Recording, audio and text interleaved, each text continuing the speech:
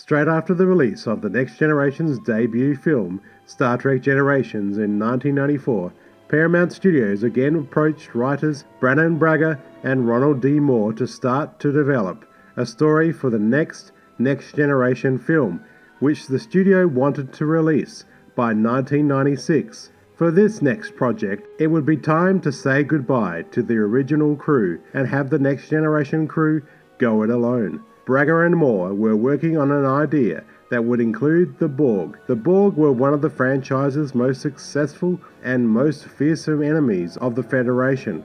Moore said they were unstoppable, perfect foils for a feature story. Producer Rick Berman wanted a story that involved time travel. Writers Braga and Moore decided to combine the two ideas. Moore said, "Right on the spot, we said maybe we can do both, the Borg and time travel." Moore and Braga tried to figure out which time in history they would set the film in. Berman made the suggestion of setting the story in the Renaissance era. They titled their first draft of the script Star Trek Renaissance. The story would have the crew of the Enterprise go back in time and track the Borg to a hive in a castle. The story would feature sword fights alongside phasers in the 15th century Europe, and Data would be Leonardo da Vinci's apprentice. However, Moore thought his idea was too campy and over the top. Braga toyed with the idea of setting the film during the birth of Star Trek, when Zefram Cochrane has his first warp test of his rocket, which brings about humans' first contact with an alien race. Drawing on original Star Trek series episodes, Zefram Cochrane was placed in the mid-21st century Montana. Cochrane's lab is attacked by the Borg, leaving the scientist comatose. Picard takes Cochrane's place and continues the warp test to restore history. Picard would also have a love interest called Ruby, while Riker leads the fight against the Borg on the Enterprise. Actor Patrick Stewart objected to this idea, so Riker and Picard's stories were swapped over. This idea would make Picard more of an action hero, and the story was more focused on what happens on the Enterprise. In another draft, the omnipotent character of Q was even added, but that idea was scrapped. The film would be retitled Star Trek Resurrection. The opening dream sequence was added to explain what happened to Picard in the Next Generation double episode The Best of Both Worlds. Paramount head Jonathan Dolgen thought the script needed a main villain. This led to the creation of the Borg Queen. The Borg Queen was also created because writers Moore and Braga were having a difficult time writing dialogue for what was intended to be the Borg central computer. The Borg Queen idea was good, but as far as the movie went, it didn't fit continuity-wise with the Best of the Both Worlds double episode, and it goes against the idea of the Borg being an individual collective. This was their way to cater to a non-Trek audience.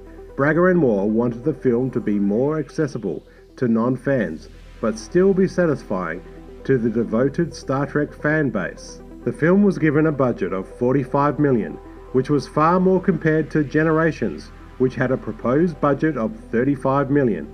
For this film, they had a bigger budget to work with. Patrick Stewart, Jonathan Frakes, including Brent Spiner, and the rest of the cast. The film would also see Geordie LaForge's visor gone, and the character was given ocular implants.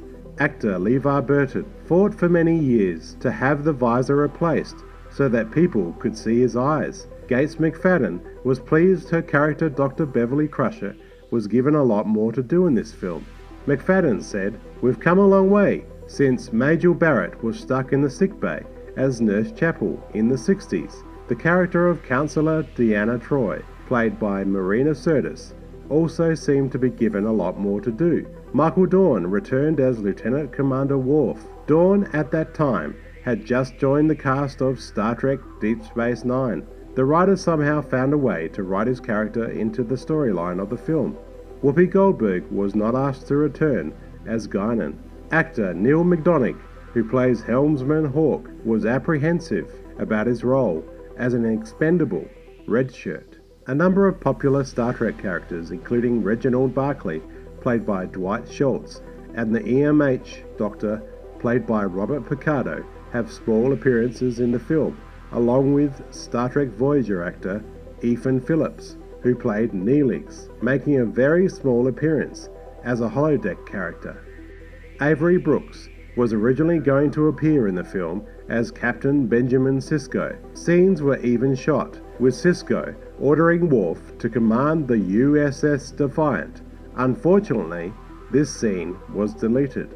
James Cromwell was cast as Zephram Cochrane, the pilot and inventor of Earth's first warp-drive vessel. The character of Zephram Cochrane was first seen in the original series episode Metamorphosis. Glenn Corbett would play the original Cochrane. Actor James Cromwell's version of Cochrane was older and bears no real resemblance to the original version of Zephram Cochrane. James Cromwell would later claim that Zephram Cochrane was the closest of any of his roles to his personality in real life. Cromwell was no stranger to Star Trek.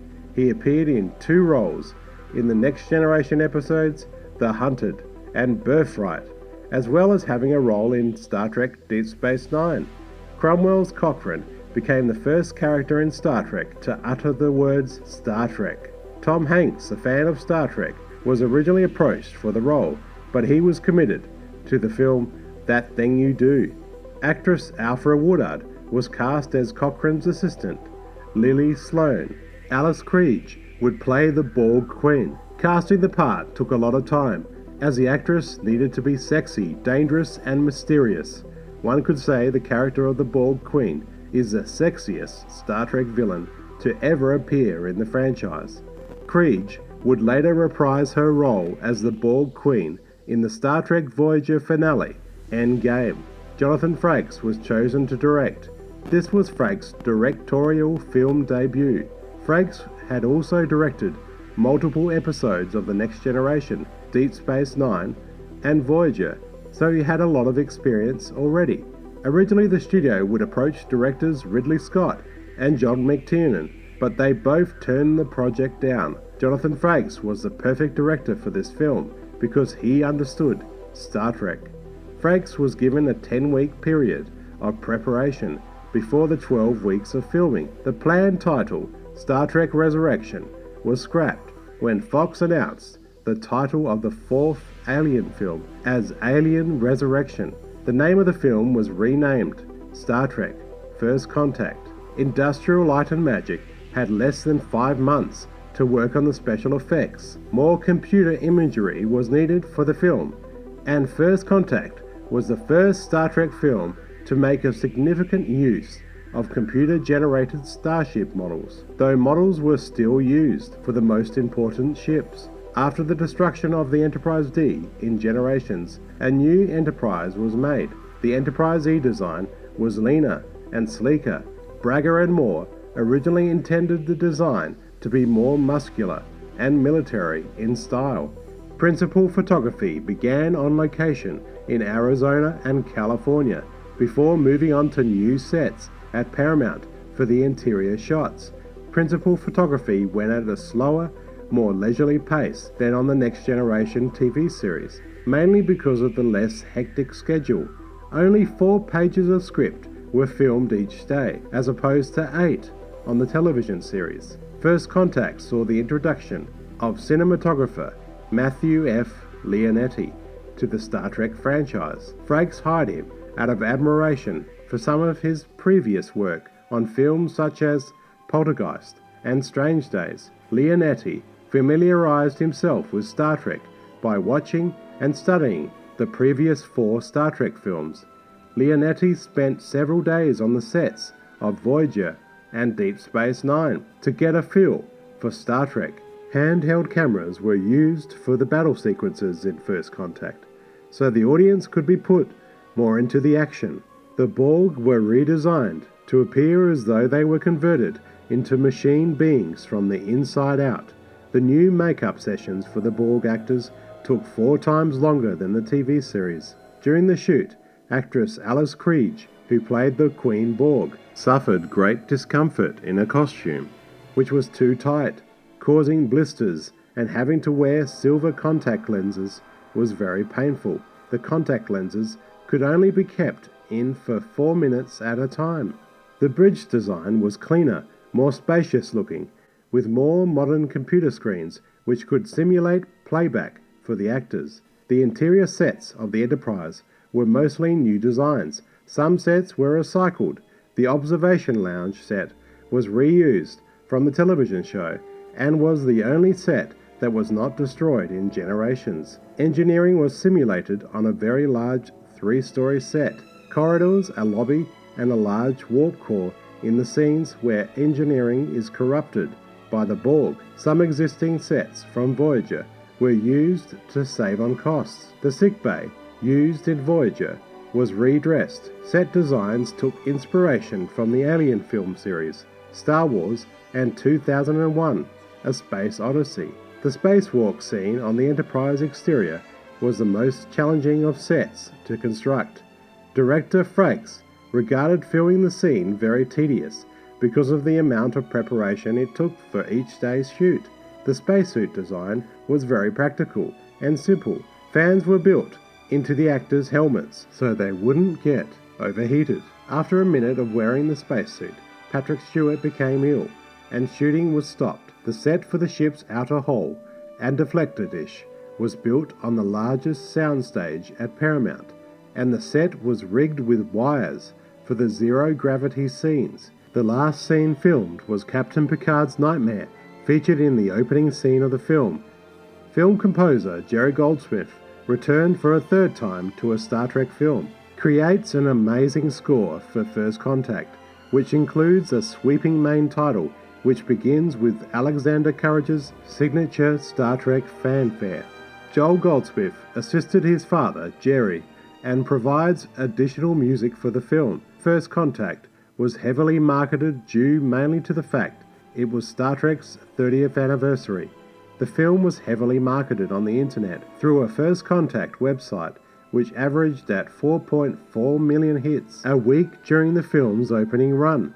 On its release, First Contact was the highest grossing film on its opening weekend, making $92 million in the United States and Canada, plus an extra $54 million in the foreign box office. The film made a worldwide total of $146 million. Critics loved the film, giving the film very positive reviews. Roger Ebert considered it to be one of the best Star Trek films. One critic said, "For the first time, a Star Trek movie actually works like something more ambitious than an extended TV show."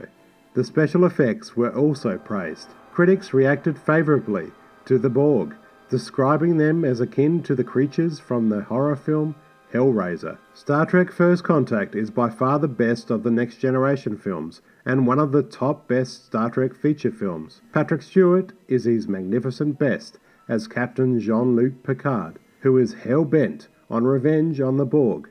However, what I really don't understand is this solution of revenge.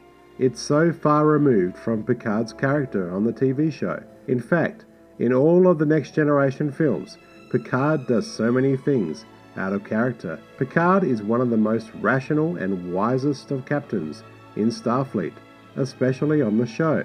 Jonathan Frakes was an excellent choice for director because he cared greatly about the franchise.